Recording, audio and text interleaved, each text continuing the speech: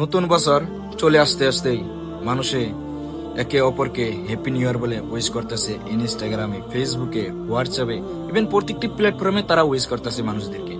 কিন্তু ভাই, তুমি কখনোই দিনের দাওয়াত গুলো মানুষদেরকে দিলা না। তুমি এই বছর যে কাজটা করলা, ঠিক এই কাজটা তুমি আগের বছরও করছিলা, আর এই বছরও তুমি করতেছো। তাহলে নিজের প্রতি কি একটু কেউ ঘৃণা আসে না নাকি? যে এক বছর চলে গেল, এক বছর তুমি কি শিখলা? আগে যেরকম গুনার কাজ করতা, যেরকম হারাম কাজ করতা, আর এই বছরও তুমি সেই হারাম কাজই করতেছো। তাহলে তুমি কি শিখলা?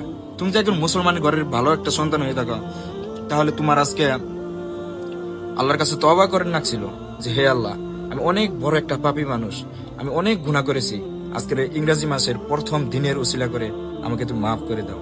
আর আজকে থেকে আমি এটা তওবা করলাম যে আমি আর কখনোই গুনার কাজে যাব না, এবং কি আমি কোনো গুনাহ করবো না। এরকম ভাবে তোমার তওবা করে রাখছিল, তো তুমি বাট করলাটা কি?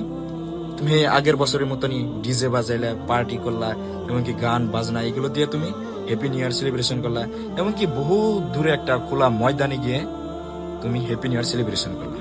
তুমি আগের মতনই রইলা, একটু গাও তুমি পরিবর্তন করলে না নিজের মধ্যে। তাহলে এখন আপনি চিন্তা করে দেখো যে আল্লাহ রব্বুল আলমিন তোমাকে মুসলিম ঘরে জন্মগ্রহণ করেছে, এবং আল্লাহ রব্বুল আলমিন তোমাকে একজন কলমা পড়া মায়ের ঘরে তোমাকে জন্ম দিয়েছে। এটার একটা বার ভাবো, এমনকি এটা যদি ভাবো তুমি, তাহলে তোমার নিজের প্রতি তোমার ঘৃণা আসবে। আর এরকম জঘন্য কাজ তো তুমি করবা দূরের কথা, এখানে করার কথা তুমি কখনো ভাববা না। এই জন্য এই ভিডিওটা বেশি বেশি শেয়ার করে দাও। আর কেউ যদি মনে লাগিয়ে থাকে তাহলে মাফ করে দিবেন। জাযাকাল্লাহু খাইর। আসসালামু আলাইকুম।